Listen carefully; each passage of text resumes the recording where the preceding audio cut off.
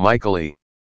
Capuano, a 10-term Democratic congressman from Boston, says he's always delivered for the folks back home, but right now there's an even higher priority: stopping Donald Trump. That's why I voted twice to begin impeachment proceedings, Capuano states in a re-election ad. But Jacky Rosen, a freshman Democratic congresswoman from Las Vegas, says she's waiting for special counsel Robert S. Mueller III to complete his investigation of President Trump and his associates before supporting such a drastic step. That's what I'd like to focus on first, said Rosen, who's hoping to snatch Nevada's U.S. Senate seat from Republican Dean Heller in November. Democrats may loathe Trump, hate his policies and detest his personality, but there's one thing they can't agree on: whether to support his impeachment and removal from office. The divide is complicating efforts to claw their way back to power in November's midterm election, pitting party leaders against liberal activists, opening a rift with one of Democrats' most generous donors, and forcing candidates to choose between mollifying their base and reaching out to independents and others they need to win a majority in Washington.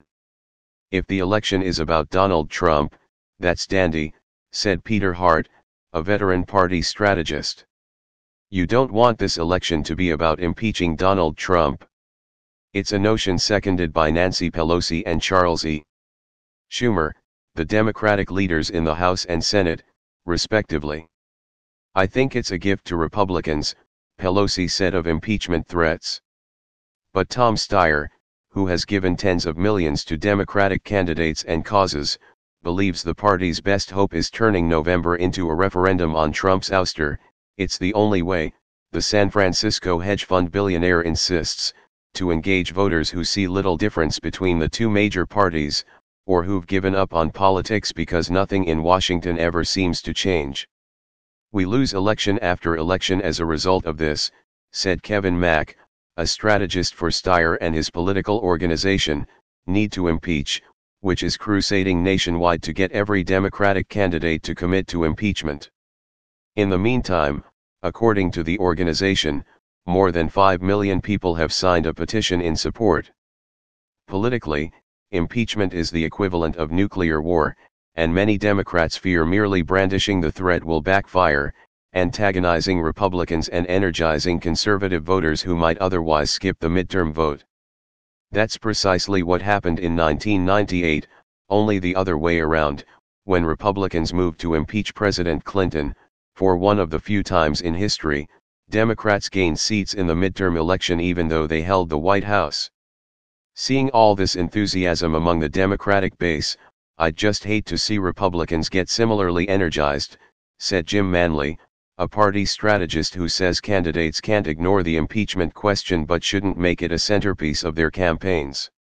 So far it's been mostly Democrats trying to win party primaries who've embraced the issue. Capuano once suggested it was important to respect the process and await Mueller's findings, according to the Boston Globe. It shouldn't be a witch hunt or a political statement, he said. But the congressman shifted his position and voted to move forward with impeachment when he faced the threat of a challenger promising a more pugnacious approach to the president. 2 attempts to bring the issue up for debate failed overwhelmingly in the House. Polls suggest why Rosen and others hoping to appeal beyond the Democratic base have sidestepped the issue. 47% of those surveyed nationwide by Marist College said they would definitely vote against a candidate who backs impeachment, compared with 42% who would definitely support a candidate staking that position.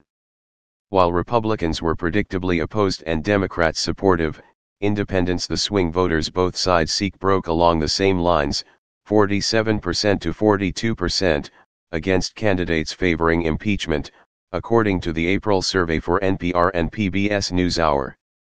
A recent NBC Wall Street Journal poll found impeachment was far down on the list of issues voters said will determine their November vote, well below healthcare and economic concerns. More significantly, the survey showed Democrats were far more interested in the midterm than Republicans, a gauge that signals a higher likelihood they'll turn out in November. It misreads the electorate to suggest you need impeachment to gin Democrats up, said Hart, whose firm helps conduct the bipartisan survey. That's why many Republicans, including Trump, have raised the specter of impeachment, hoping to instill a greater urgency among GOP voters. "We have to keep the House because if you listen to Maxine Waters, she goes around saying, 'We will impeach him. We will impeach him.'" Trump said at an April rally outside Detroit, referring to the Democratic congresswoman from Los Angeles, an ardent foe. Republican Sen. Ted Cruz summoned the impeachment threat in launching his Texas re-election bid, and Heller, the GOP incumbent in Nevada, has raised the issue in his race against Rosen. "That's why it's up to us to defend the Senate majority," he said in a fundraising letter. When Steyer brought his impeachment drive to Reno this month, it was Republicans who called attention to the visit, noting the billionaire has pledged to spend upward of $2 million in Nevada to boost Democratic turnout and help Rosen.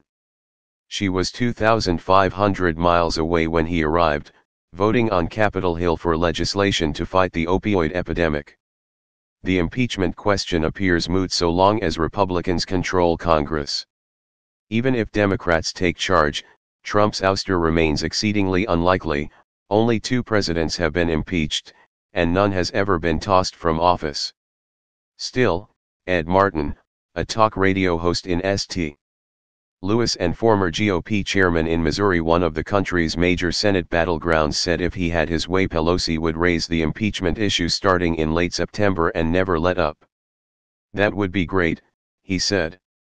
"That also seems highly improbable.